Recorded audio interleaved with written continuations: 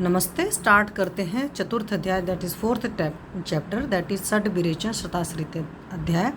तो अथातः षड विरेचन शताश्रिति अध्यायम व्याख्यासामः इति इसमा भगवान आत्रेय। तो आरगवदी अध्याय के पश्चात षड विरेचन शताश्रिति नामक अध्याय का वर्णन करेंगे, ऐसा भगवान आत्रेय ने कहा था पहले। फिर इसमें है ई खलु षड विरेचन शतानि भवन्ति षड विरेचन आश्रया पंचकषाय शतानि पंचकषाय योनय पंचविध कषाय कल्पनम पंचाशन महाकषाय इति संग्रह।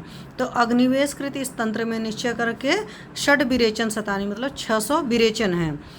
षड विरेचन आश्रय, उन विरेचनों के जो आश्रय हैं वो भी 6 हैं, मतलब विरेचन शतानी हैं 600 और उनके आश्रय 6 हैं। पंच कषाय शतानी मतलब 500 कषाय हैं, और पंच कषाय योनि, उनकी योनियाँ जो हैं 5 योनियाँ हैं।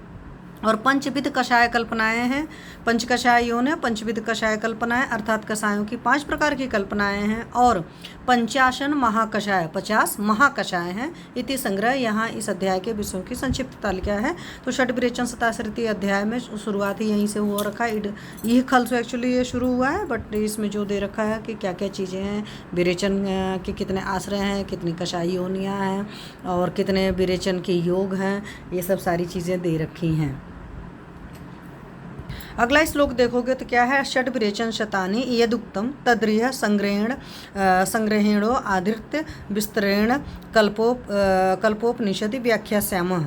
तो इसका मतलब क्या है, 600 वमन विरेचन योग हैं। जो 600 विरेचन है ऐसा कहा गया, उनको यहाँ संक्षेप में करके उनका कल्प स्थान में विस्तार से वर्णन करेंगे।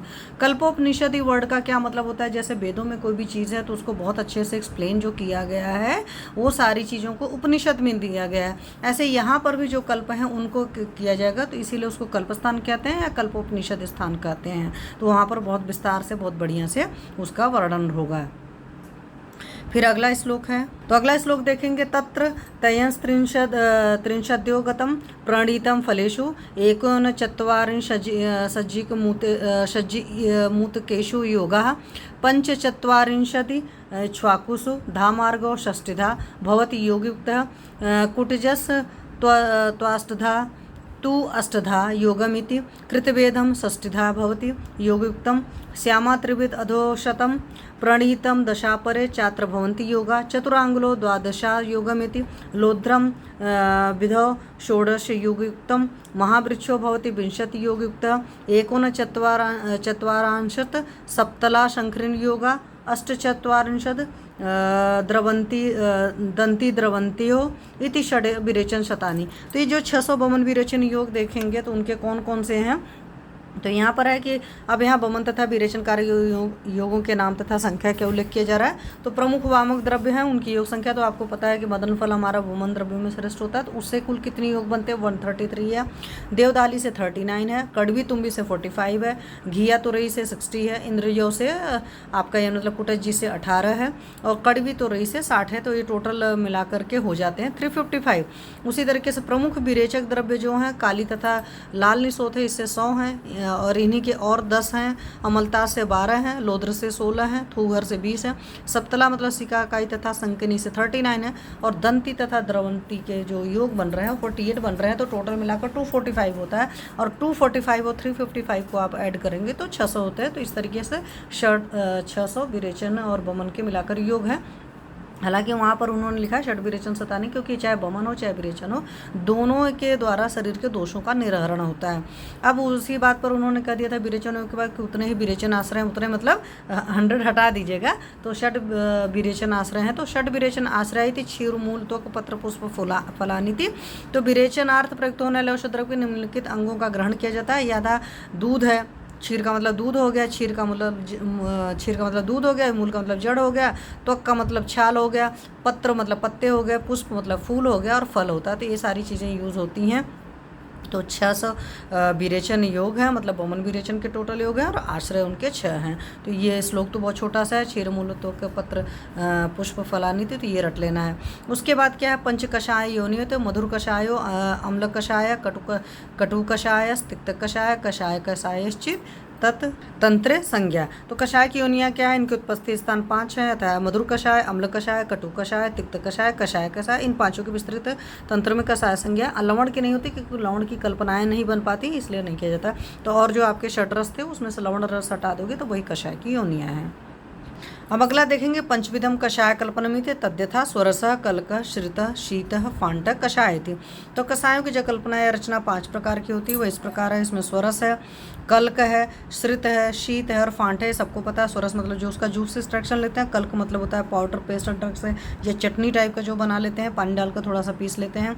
श्रित का मतलब डिकॉक्शन मतलब काढ़ा होता है जो, उसको बोलते हैं। और शीत मतलब होता है कोल्ड इन्फ्यूज़न, मतलब कि आप रात भर भिगो देते हैं और उसके बाद सुबह मसल कर छान लेते हो तो उसको बोलते हैं। फांट का मतलब होता है कि आपने द्रव्य डाला, जैसे जटामांसी का फांट होता है मान लो, तो जटामांसी को डाला, उसके ऊपर से गर्म पानी डाला, थोड़ा टाइम ढक कर रखा, फिर उसके बाद मसल कर छान करके ले लिया। तो ये क्या है कि ये अलग अलग चीज़ें अलग अलग जगह इस्तेमाल होती हैं। इसमें देखोगे स्वरस के अंदर ज़्यादा ताकत होती है और जैसे जैसे आप नीचे आते जाते उनके अंदर कम ताकत होती है। तो क्यों होता है, उस हिसाब से बलवीर्य है उनका, उस हिसाब से मरीजों में इस्तेमाल करेंगे। तो जिस मरीज़ के लिए जिस चीज़ की ज़रूरत होती है हम उसको उस हिसाब से देते हैं। अभी प्रॉपर चरक संहिता का श्लोक नहीं है लेकिन अलग से दे रखा है तो पता होना चाहिए, हालांकि मैंने आपको पहले बता दिया। तो स्वरस के लिए क्या है, यंत्र निष्प्राय द्रव्याद रस है स्वरस उच्यते। तो अभिष्ट द्रव्य को मतलब जो भी द्रव्य है, जैसे मान लीजिए आपकी गुड़ची हो गई, कोई यंत्र विशेष से निचोड़कर जो रस निकाला जाता है उसको स्वरस कहते हैं। फलों के स्वरस को भी जूस कहते हैं। तो स्वरस नॉर्मली आपकी गुड़ची, जैसे गुड़ची के केस में आपको पता है कि गुड़ची जी को कूट लेते हैं और फिर उसको थोड़ा सा पानी डाल करके करते हो। नॉर्मली वैसा द्रव्य लेना चाहिए जिसको बगैर पानी डाले ही निकाल सकते हैं, तो वहाँ पर बड़े आराम से स्वरस निकल जाता है। लेकिन अगर जहाँ पर नहीं निकल पाता है तो वहाँ पर हमें पानी डाल करके निकालना पड़ता है। ये चीज स्वरस हो गया। फिर कल्क क्या होता है, यह पिंडो रस पिष्टा नाम सकल का प्रतिकृत। तो रस द्वारा पीसकर जो पिंड जैसा बनाया जाता है, जैसे चटनी पर पीस लेंगे तो चटनी टाइप का बन जाए, मतलब चटनी करें सिलबट्टे पर पीस करके बना लेंगे तो वो जैसे बनता है। तो इसमें भांग वगैरह की इस तरह की चीज़ों का कल्क ही बनता है। फिर श्रित का मतलब वन्नो तो कथित द्रव्य श्रितम आहु चिकित्सका। तो अग्नि में विधिवत पकाए हुए द्रव्य को चिकित्सक को श्रित मतलब काढ़ा कहते हैं। तो जो काढ़ा होता है हमेशा उसमें अग्नि लगती है। फिर शीत का क्या है, द्रव्याद आपोथितात तप्तोय होना चाहिए, तत् पुनर्निशी संस्थितात कषाय यो अभिर्निर्याति सह शीत समुदाहृत।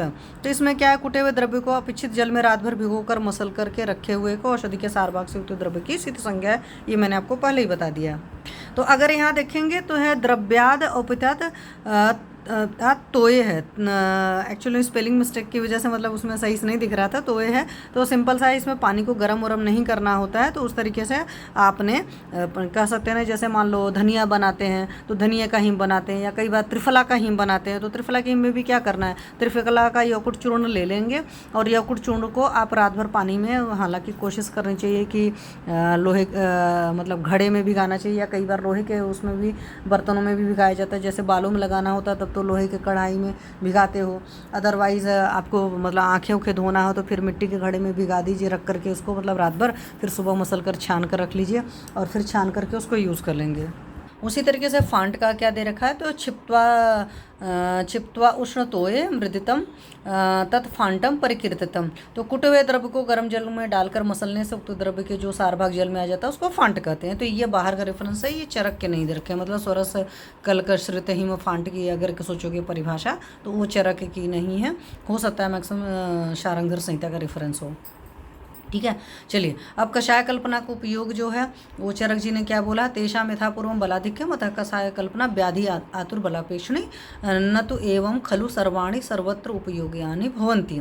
तो पंच कषाय में अंतिम से पहला क्रम से अधिक बलवान होता है। मैंने पहले आप लोग को बता दिया कि स्वरस पहले ज़्यादा बलवान होगा, स्वरस से कल्क कम, कल्क से श्रित कम मतलब काढ़ा कम, फिर श्रित से हिम कम और हिम से भी कम, सबसे कम फांट हो जाता है, अधिक बलवान होता है। अतः यथा फांट से शीत, शीत से श्रित, श्रित से कल्क और कल्क से श्रुत। इसलिए कषाय कल्पना रोग तथा रोगी के बल की अपेक्षा रखती है। उक्त पांचों कषाय सब जगह सबके लिए उपयोगी नहीं होते, तो जिसको जिस चीज़ की ज़रूरत हो उस तरीके से दे सकते हैं। अब आगे देखोगे क्या लिखा, पंचाशन महाकषाय इत्युक्तम तद अनु व्याख्यास्यामः तद्यथा जीवनीय बृंगणीयो लेखनीय भेदनीय संधानीय दीपनीय इति षटक कषाय वर्ग। तो पंचाशन महा जो कषाय है वो उनमें कौन कौन से, तो पहला जीवनी महाकषाय हो गया, दूसरा बृंगणी हो गया, तीसरा लेखनी हो गया, चौथा भेदनी हो गया, पांचवा संधानी हो गया, छठा दीपनी हो गया। तो इन सारे का जो कॉम्बिनेशन है वो एक वर्ग में डाला है, वो पहला षटक कषाय वर्ग है। दूसरा क्या है, बल्यो वर्ण्यो कंठ्यो हृदय, तो इसमें 4 हैं, तो चतुष्क कषाय वर्ग बोलते हैं। फिर अगला जो है तृप्तिग्न, अर्शोग्न, कुष्ठग्न, कंडुग्न, कृमिग्नो, विषग्न इति षटक कषाय वर्ग, तो दूसरा षटक कषाय वर्ग है। फिर अगला देखेंगे स्तन्य जनन, स्तन्य शोधन, अनुवासनोप, स्तन्य जनन, स्तन्य शोधन, शुक्र जनन, शुक्र शोधन इति चतुष्क कषाय वर्ग। तो 6 4 के बाद में फिर 4 का कॉम्बिनेशन है, तो स्तन्य जनन, स्तन्य शोधन, शुक्र जनन, शुक्र शोधन है। फिर अगला देखेंगे स्नेहोपक है, स्वेदोपक, बमनोपक, विरेचनोपक, स्थापनोपक, त्रिक कषाय वर्ग। तो सॉरी, स्नेहनोपक, स्वेदोपक, बमनोपक, विरेचनोपक, स्थापनोपक, अनुवासनोपक, शिरोविरेचनोपक, तो 7 का वर्ग है। फिर अगला है छद्री निग्रहण, तृष्णा निग्रहण, हिक्का निग्रहण, विरेचन इति त्रिक कषाय वर्ग। तो छर्दी निग्रहण, तिग्ना निग्रहण, हिक्का निग्रहण है। फिर है पुरुष संग्रहणी, पुरुष विरजन, मूत्र संग्रहणी, मूत्र विरजन, मूत्र विरेचन इति पंच कषाय वर्ग। फिर उस तरह से कासहर, श्वासहर, शोथहर, ज्वरहर, श्रमहर, इन 5 का वर्ग है। फिर दाह प्रशमन, शीत प्रशमन, उदर्द अंगमर्द प्रशमन, उदर्द प्रशमनो, अंगमर्द प्रशमन, शूल प्रशमन, पंचक कषाय वर्ग। फिर शोणित स्थापन, वेदना स्थापन, संज्ञा स्थापन, प्रजा स्थापन, भय स्थापन पंचक कषाय वर्ग इति पंचाशन महाकषाय महतां च कषायाणां लक्ष्योदाहरणार्थं व्याख्यासामो भवन्ति। तो तेषाम् एकैकस्मिन् महाकषाय 10 दशाय वेकान् कषायनु व्याख्यास्यामः तानि एव पंचकषाय शतानि भवन्ति। तो इसमें जो इसके पूर्व 50 महाकषाय है ऐसा कहा गया, तो उनकी यहाँ व्याख्या करेंगे वो इस प्रकार है।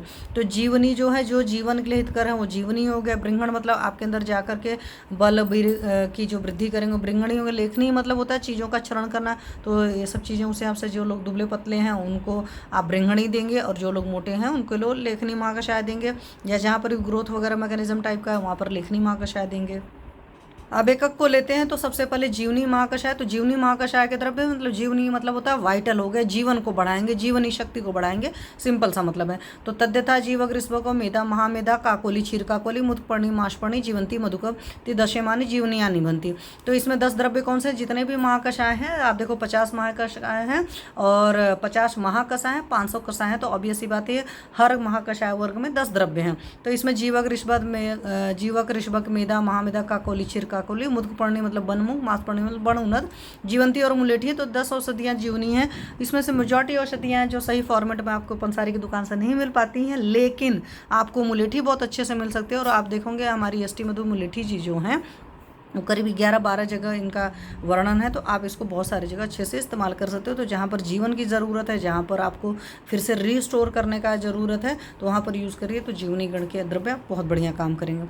उसी तरीके से बृंहणी द्रव्य है की वृद्धि करने के लिए, तो क्षीरणी, राजशवक, अश्वगंधा, काकोली, चिरकावर के लिए वाट्यायनी, भद्रोदनी, भारद्वाजी, पैस्या, ऋषिगंधा इति दशेमाने बृंहण्यानि भवन्ति।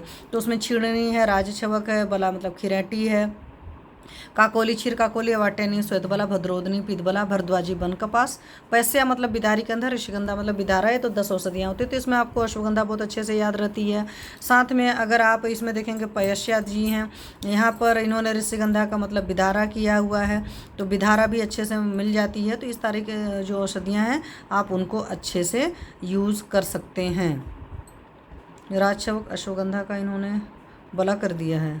अश्वगंधा यहाँ पर हिंदी में देखो थोड़ा सा फर्क कर दिया है, क्योंकि क्षीरणी मतलब क्षीरबिदारी हो गया, फिर राजचौक मतलब दुग्धिका हो गया, फिर अश्वगंधा है, अश्वगंधा की जगह इन्होंने बला डाल दिया है, फिर काकोली क्षीर काकोली है। तो यस, संस्कृत से हिंदी में थोड़ा फर्क हो जा रहा है। तो प्लीज़ इस बात को अच्छे से देख लीजिएगा कि जो संस्कृत वर्ड है वो हमारे को उसी का अर्थ समझना है। तो बृंहणी का मतलब होता है बलवीर की या मांस की वृद्धि जहाँ पर करना है, तो वहाँ पर सबसे बढ़िया। दूसरी बात है बृंहण द्रव्यों में देखोगे तो मांस सबसे ज़्यादा श्रेष्ठ होता है, क्योंकि मांस से मांस की वृद्धि होती है।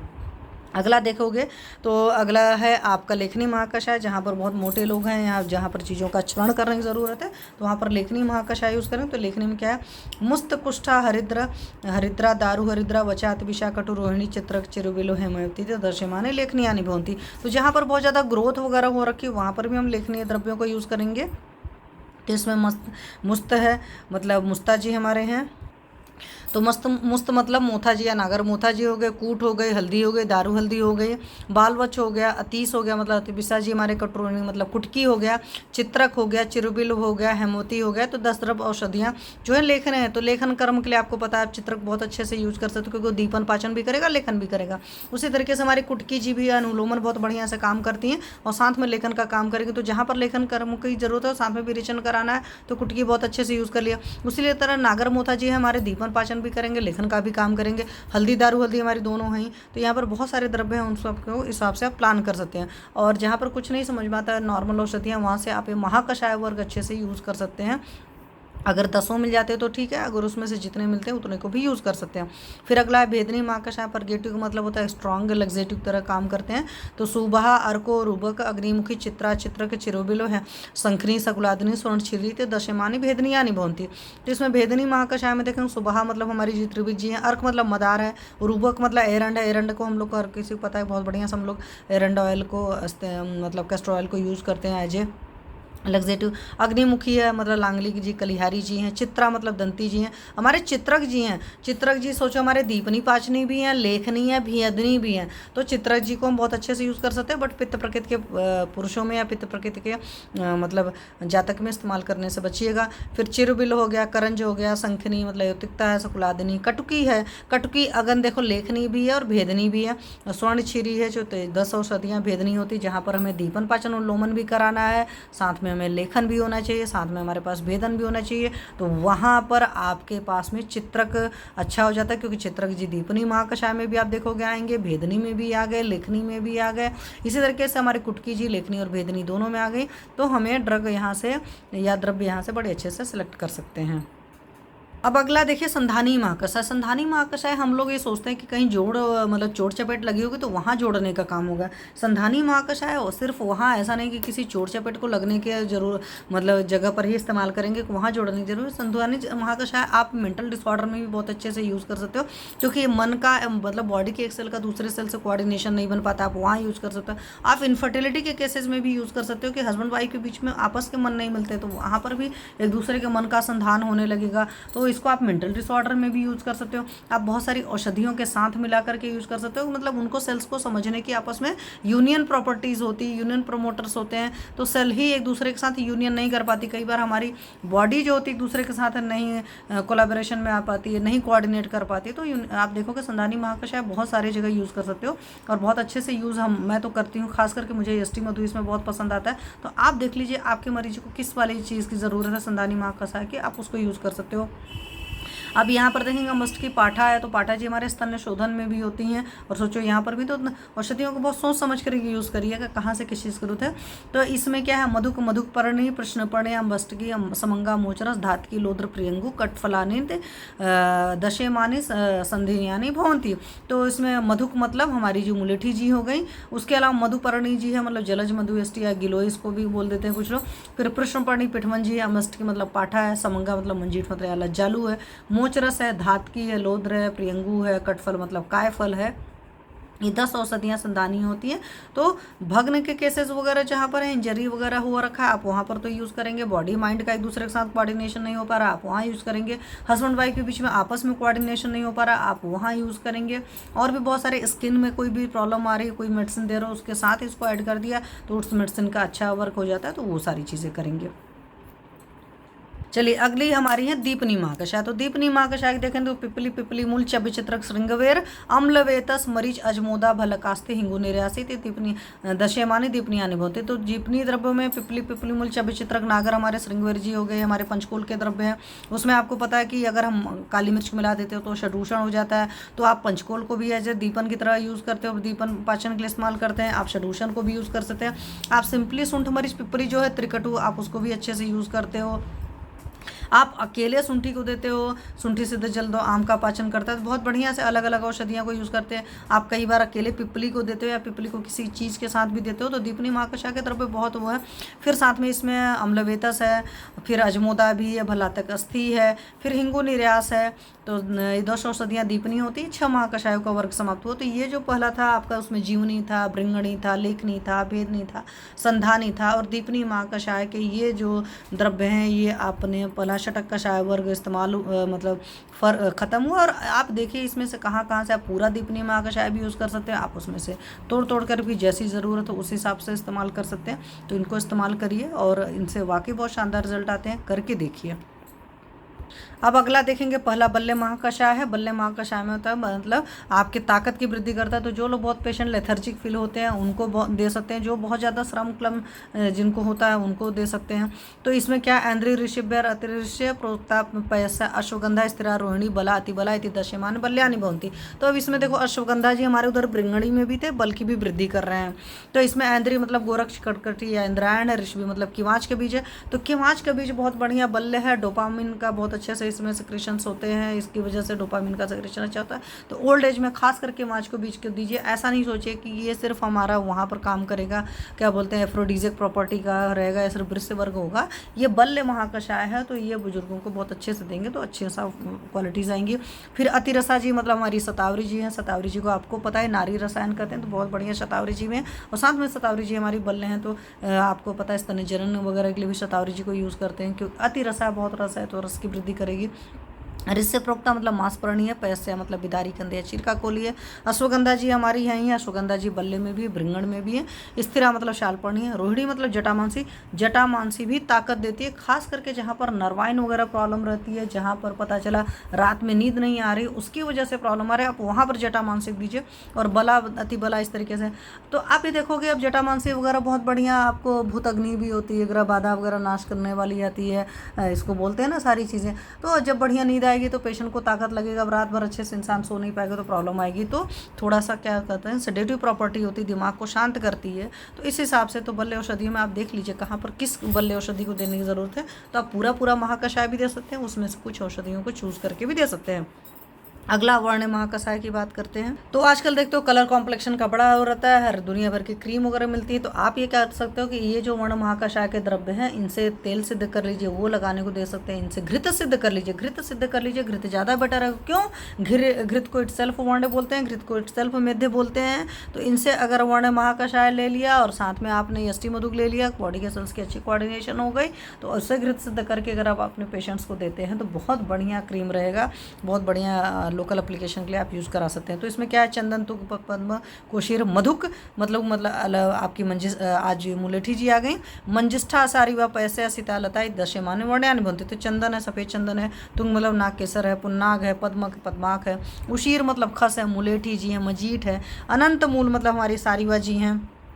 और साथ में पैसे बिदारी कंधे या छिरका कोली है। सीता मतलब सफ़ेद दूध है, लता मतलब काली दूब है। 10 औषधियाँ प्रसाधन कारक होती हैं। आप लोकल एप्लीकेशन के लिए अपनी सीता मतलब सफ़ेद दूब को इस्तेमाल करवा सकते हैं बहुत अच्छे से, और चूँकि मिल जाती है इसको लगा कर रख सकते हैं। तो यहाँ से भी मतलब आप इसको लोकल एप्लीकेशन में भी दे सकते हैं, आप इसे घृत सिद्ध कर सकते हैं, आप इसका कषाय बना कर दे सकते हैं। आपके पास बहुत सारे ऑप्शन है। जैसे आपने स्थापनोपक पढ़ा था, तो आपने पढ़ा कि स्थापनोपक के जो द्रव्य हैं उनको अनुवासनोपक में क्या करना है, उनसे घृत और सिद्ध तेल कर लेंगे तो उस तरीके से रिजल्ट आ जाएंगे। तो इसी तरीके से इनका बहुत सारा यूज़ है। ऐसा नहीं कि वर्ण का मतलब सिर्फ कलर करेंगे और कलर करने के लिए सिर्फ आप कषाय दे सकते हो। आप कषाय देने के अलावा इनसे और भी चीज़ें सिद्ध भी कर सकते हो, और आप इनका कॉम्बिनेशन भी बना सकते हो, क्योंकि जो इन्होंने बोला गाइडलाइन है, उस गाइडलाइन के बाद आप अपना युक्ति प्रमाण यूज़ करके बहुत सारे काम कर सकते हैं। अब अगला है कंठ महाकषाय। तो कंठ की परेशानी आजकल बहुत सारे लोग को रहती है, खास करके जो टीचिंग प्रोफेशनल हैं उनको बहुत ज़्यादा बोलना पड़ता है तो उनको प्रॉब्लम आती है। डॉक्टर्स वगैरह बहुत बकबक करते हैं चिकित्सक के साथ। चिकित्सक का मतलब ही होता है ना चिक चिक करना, तो पेशेंट के साथ चिक चिक कर रहे हैं तो उनको प्रॉब्लम होती है। कोई सिंगिंग वगैरह आर्टिस्ट वगैरह हैं तो उनको बहुत ज़्यादा बोलना, तो उन सारे लोग को कंठ महाकषाय की बहुत ज़रूरत होती है। और बच्चे खास करके दुनिया भर के आलतू फालतू चीज़ें खाते रहते हैं तो उनको गले में बहुत तकलीफ होती है, तो आप वहाँ पर इस चीज़ को बहुत अच्छी से यूज़ कर सकते हो। तो कंठ महाकषाय के क्या क्या द्रव्य हैं, सारेवा इच्छु मूलकम मधुकम पिप्पली द्राक्षा बिदारी कैटर हंसपादी वृत्ति कंठकारी के इति दशमान कंठयानि भवन्ति। तो इसमें हमारी सारीबाजी सबसे पहले अनंत मूल आ गए, इच्छु मूल की जड़ हो गई, मुलेठी हो गई, पिपली हो गई, द्राक्षा हो गया, बिदारी कंद हो गया, कैडर हो गया, हंसपदी हो गई, बड़ी कटेरी हो गई, बनवंटा, छोटी कटेरी। 200 औषधियाँ वर्ण प्रसाधन कारण मतलब कंठ को बहुत बढ़िया करती हैं। तो इसमें आपकी देखो अगेन जो है हमारे पास में मुलेठी जी आए, तो मुलेठी जी हमारे बहुत सारे जगह हैं, बहुत अच्छे से इस्तेमाल हो जाते हैं। लास्ट में मैं ये भी बात करूँगी कौन सा द्रव्य कितनी बार आया है, तो इनसे घृत सिद्ध करके भी अपने पेशेंट को देने के लिए मतलब बना सकते हैं। जैसे बहुत सारे मरीज होते हैं जो नहीं लेना चाहते हैं काढ़े ओढ़े, तो उनके लिए आप घृत सिद्ध करके दे सकते हैं। फिर अगला है हृदय महाकषाय। तो हृदय महाकषाय में क्या है, आम्र आमार्तक लिकुच करमर्द वृक्षाम लम्लवेतस कुल बदर दाढ़ी मातुलांगिनी दशमान हृदयान भवंती। और आजकल लोगों को देख रहे हो इति चतुष्क कषाय वर्ग, तो बहुत ज़्यादा लोग को हार्ट डिसीज हो रही है। इसमें हृदय द्रव्य जो होते हैं अम्ल वर्ग के द्रव्य हैं, तो उसमें सबसे ईजी जो आपके पास है, जो हर मौसम मिल जाता है, वो मातुलुंग है, मतलब हमारे नींबू जी हैं। तो नींबू जी का रस पीने को आप सुबह सुबह बोल सकते हो कि आधा नींबू मरीज पी ले, उससे कोई प्रॉब्लम नहीं आती है। जिन लोग को जो काम होती है वो गर्म पानी में पिए तो कभी प्रॉब्लम नहीं आएगी। तो इसमें आम है, आम्रातक मतलब आंवला है, लिकुच है मतलब बड़ाल है, करमर्द है, करौंदा है, वृषामलील है, अम्लवेतस जी हैं, कुवल मतलब बड़ा बेर है, बदर मतलब बेर है, तो बेर भी हार्ट के लिए बहुत अच्छी होता है। दाढ़ी मतलब खट्टा अनार होता है, मातलुंग मतलब बिजौरा नींबू, तो 10 औषधियाँ हृदय के लिए कारक होती हैं। और ये 4 महाकषायों का महावर्ग समाप्त हुआ। इसलिए आप देखो शिव जी को जब चढ़ाते हैं तो शिवरात्रि में बदर मतलब बेर वगैरह भी चढ़ाई जाती है। सारी चीज़ें भगवान को इसीलिए अर्पित की जाती थी कि आप उनको प्रसाद के फॉर्मेट में चढ़ाएंगे और इस बहाने इन सारी चीज़ों को खाएंगे। अब कोई इसमें मतलब कहते नहीं है कि इधर उधर की टॉक करने के भाई धतूरा भी चढ़ता है, हाँ भगवान जी को धतूरा भी चढ़ता है, उससे मेडिसिन बनती हैं। क्योंकि विषग्न जो विष वाले द्रव्य होते हैं ऐसे डायरेक्ट नहीं खाए जाते, उनका शोधन मारण जब करके तब उनको मेडिसिन के फॉर्म में यूज़ होता है। हालांकि भगवान जी को अर्क भी चढ़ता है, बट अर्क अगर हमें किसी फॉर्मेट में यूज़ करना है तो आपको पता है उसका प्रॉपरली शोधन करके ही यूज़ करते हैं। तो यही चीज़ युक्ति का होता है कि आपने पढ़ा तो आपको पढ़ने के बाद सोचना है कि कहाँ पर कैसे इस्तेमाल कर सकते हैं। फिर अगला देखेंगे तृप्तिग्न महाकषाय। तो तृप्तिग्न महाकषाय क्या है, नागर चव्य चित्रक बिडंग मुर्वा गुड़ची वस्ता वचा मुस्त पिपली पटोलानी दशमान तृप्तिग्न बनते। तो तृप्तिग्न गण कहाँ पर देने की जरूरत है, जहाँ पर कफ बहुत ज़्यादा बड़ा होता है, बिल्कुल भूख प्यास नहीं लगती है, रोचक एनोरेक्सिया वाली कंडीशन है, तो आप वहाँ पर तृप्तिग्न महाकषाय दीजिए। तो इसमें हमारे नागर जी सोंठ जी पढ़े हैं जो दीपनी महाकषाय के हैं, चित्रक जी पढ़े हैं वो भी दीपनी महाकषाय के हैं, चप्य हैं वो भी हमारे दीपनी महाकषाय के हैं। उसके अलावा वाय बिडंग है जो कृमिग्न होता है, मुरवा है, मुरवा मतलब आपकी नागर मोथा जी हो गए। उसके अलावा आपके पास में गिलोय पड़ी हुई है, वह आपकी रसायन होती है, वचा है, साथ में नागर मोथा है, मुस्ता मतलब नागर मोथा, मुरवा तो अलग हो जाएगी एक्चुअली, और साथ में पिपली जी पड़े हैं, ये अगेन हमारे दीपनी माँ कषाय के, और परवल है तो 10 औषधियाँ, तो इनसे आप सिद्ध करके कषाय दे सकते हैं। तो तृप्तिग्न करेंगे बहुत बढ़िया, जहाँ पर भी कफ बहुत बड़ा जमा हुआ है तो वो सारा भी निकलेगा, और एक इसका कषाय बना कर देंगे पीने के लिए तो बहुत अच्छा रहेगा, उसको बहुत अच्छे से फीलिंग आएगी, उसके बाद उसकी भूख प्यास वापस आ जाएगी। अब अगला देखिए, तो अगला अर्शोग्न महाकषाय है। तो अर्शोग्न महाकषाय में कौन से हैं, कुटज बिल्व चित्रक नागरा अतिविषा धन्वयासक दारु हरिद्रा वचा चब्यानीति दशयमानी अर्शोग्नानी भवंती। तो अर्शोग्न महाकषाय में जो है कुटज है, बेल है, चित्रक जी हैं, अगेन दीपनी महाकषाय के द्रव्य हैं, सोंठ भी दीपनी महाकषाय में, अतीस है, हरितकी है, इसमें देखो आपकी हरितकी जी हैं बहुत बढ़िया से रेचन करेंगी तो अर्श की प्रॉब्लम नहीं होगी। धन्व्यास धर्माशा है, दारू हल्दी है, वचा है, चब्य है, चब्य भी पिपली दीपनी महाकषाय द्रव्य है, 10 औषधियाँ अर्शोग्न होती है। तो बवासीर के पेशेंट्स को ये सब बड़े अच्छे से, और इसीलिए बहुत सारे लोग को अभयारिष्ट याद रहता है कि पाइल्स के पेशेंट को देते हैं आप। उसमें बहुत ज़्यादा आम वगैरह है तो सिर्फ अकेले शुंठी से जल दीजिए तो वहाँ से शमन होगा। तो डिपेंड ऑन द कंडीशन आप पूरा महाकषाय भी दे सकते हैं, उसमें से कुछ द्रव्य जैसी ज़रूरत हो उस हिसाब से भी दे सकते हैं। अब देखिए कुष्ठग्न महाकषाय की बात करेंगे तो जहाँ पर भी जो भी स्किन इश्यूज रहते हैं, स्किन डिसीज रहती है, आप वहाँ कुष्ठग्न महाकषाय बहुत अच्छे से यूज़ कर सकते हैं। तो इसमें खदीर है, अभया है, आमलक है, हरिद्रा और उसकर सप्तपर्ण आरगवद बीर बिडंग आरगवद करबीर बिडंग जाति प्रवाला दश्यमान कुष्ठग्नानी भवंती। तो खदीर मतलब खैर की लकड़ी हो गई, खैर जी हो गया, अभया मतलब हमारी हरितकी जी हो गई, आमलक मतलब हमारे आंवला जी हो गया, हरिद्रा मतलब हल्दी जी हो गई, और उसकर मतलब भिलावा जी का ये पर्याय है। और उसके अलावा सप्तपर्ण है, सप्तपर्ण के अलावा आरगवद है, आरगवद के अलावा देखेंगे करबीर है, करबीर मतलब कनेर जी होते हैं, और बिडंग जी हैं, फिर जाति है, फिर प्रवाल है, जाति प्रवाला मतलब इन्होंने ऐसे कर दिया, जाति चमेली की पत्तियाँ, 10 औषधियाँ कुष्ठग्न होती हैं। तो स्किन इश्यूज़ में आप इनको बहुत अच्छे से यूज़ कर सकते हो। खदिरा कुष्ठग्ना नाम तो जो इंटरनल यूज़ के लिए खदिर को यूज़ करते हैं, आरगवद जी को ऊपर से मतलब कहीं पर भी इस्तेमाल करना, एक्सटर्नल एप्लीकेशन में भी आपने देखा था 3rd चैप्टर में, तो उस तरीके से यूज़ कर सकते हैं। इनको यूज़ करिए और अपना रिजल्ट मेरे साथ शेयर करिएगा। अब अगला देखेंगे कंडुग्न महाकषाय। तो कंडुग्न महाकषाय में क्या है, चंदन नलद कृतमाल नक्तमाल निम्ब कुटज सर्षप मधुक दारू हरिद्रा मुस्तानिति दशमानि कंडुग्नानि भवंती। तो कंडुग्न महाकषाय में क्या है, आपके पास में चंदन मतलब सफ़ेद चंदन है, नलद मतलब जटामांसी है, उसको बालछड़ भी है, कृतमाल मतलब आपके अमलतास जी हो गए, फिर उसके नक्तमाल मतलब लता करंज है, फिर नीम है, फिर कुटज है, फिर सरसों है, फिर मुलेठी है, दारू हल्दी है, नागर मोथा है, 10 औषधियाँ कंडुग्न होती हैं। हमारे बचपन में हम लोग देखते थे कि देखो कंडुग्न होता है सरसों जी, तो सरसों जी में नीम की पत्तियों को पका करके लोग तेल बना लेते थे और उसका लोकल एप्लीकेशन करते थे, तो जो छोटे मोटे घाव फोड़े फुंसी रहते थे वहाँ तक भी बहुत बढ़िया काम करता था। तो आप इस तरीके से भी सोच सकते हैं। अगर कहीं पर पित्त संप्राप्ति ज़्यादा है तो आप ये भी कर सकते हैं कि मुलेठी सिद्ध कर सकते हैं, मुलेठी के साथ घृत सिद्ध कर सकते हैं, तो वो भी आप एप्लीकेशन लगा सकते हैं। दाह पाक ज़्यादा है, अगर दाह वगैरह नहीं है, सिर्फ कंडू है, क्योंकि कंडू में कफ इन्वॉल्वमेंट होता है, तो सरसों में के तेल में मुलेठी सिद्ध कर सकते हैं। आप देख लो, अब मैंने चूँकि सरसों के तेल में नीम वाला किया हुआ है, सो मुझे पता है। कई बार इसको ऐसे भी होता था कि नीम की पत्तियों का सूखा चूर्ण बना करके सरसों के तेल के साथ लोकल एप्लीकेशन कर देते थे, तो उससे भी बहुत बढ़िया रिजल्ट आ जाता था। अब अगला है कृमिघ्न। तो कृमिघ्न में कौन कौन सा है, अच्छी मरीच गंडीर केबुक बिडंग निर्गुंडी कृढ़ी स्वदंष्ट्रा वृषपर्णिका आकुपर्णिका इति दशमानि कृमिघ्नानि भवन्ति। तो इसमें क्या है, अच्छी जी मतलब हमारे सहजन जी हैं, काली मिर्च जी हैं जो दीपनी महाकषाय के द्रव्य हैं, साथ में गंडीरी स्नूही है, केबुक मतलब केहू है, वाय बिडंग है, निर्गुंडी है, किड़ही मतलब हमारे अपामार्ग हैं चिरचिटा जी, गोखुरु है मतलब हमारे गोक्षुर जी हैं, स्वदस्ट्रा बोलते हैं उनको संस्कृत में, फिर वृषपर्णी है, आकुपर्णी मतलब चूहा कनी। तो 10 औषधियाँ कृमिघ्न सभी प्रकार के कृमियों की नाशक होती हैं।